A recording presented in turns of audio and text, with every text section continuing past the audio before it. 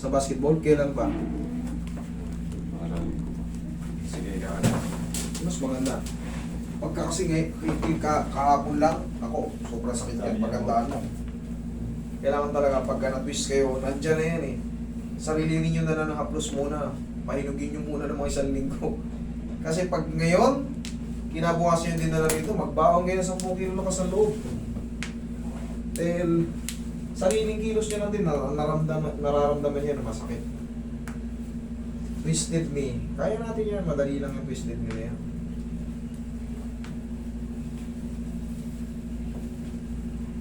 Alam mo yun, hindi mo halos kumbaga yung lakad mo, nakita mo yung lakad mo.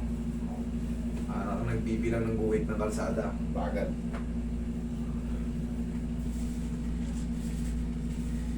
Paglagutok. Thank you, Lord.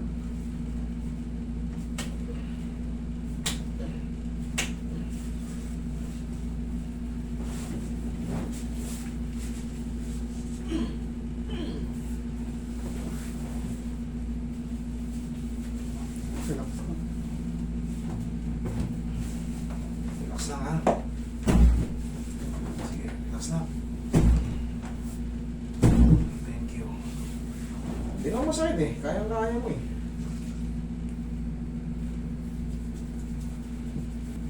Kaya? Yan. Kaya? Yan. Yan. Okay. Parang may pinakaano. May nakakalso. Oh. Alisin natin yung kalso.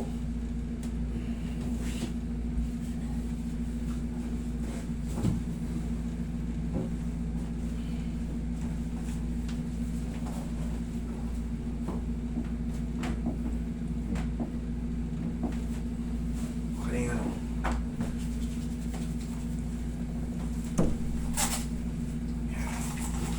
Sige ako makapit. Mas walang butas. Ang labanan.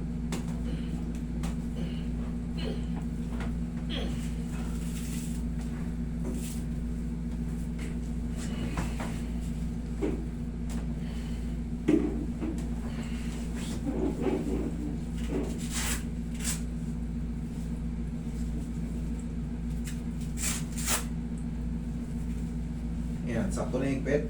Testing mo, tayo nga. Tignan mo kung di same pa rin kanina. Nag-ano siya. Mas okay na. Kanina, nakita mo yung lakad mo. Natutupin mo. Hindi lang ganito. Huwag nyo lang muna siyang i-challenge ng tuping-tuping ganito. Bakit? Siyempre may swelling pa yun sa loob eh. Ang mahalaga na itutukod mo na wala na yung sobrang sakit na parang nakatukod na buto na ano. Alam mo na, Dinilan mo. lalabas dito eh. Yes! Pero ngayon, pag nadya siya, wala na yun.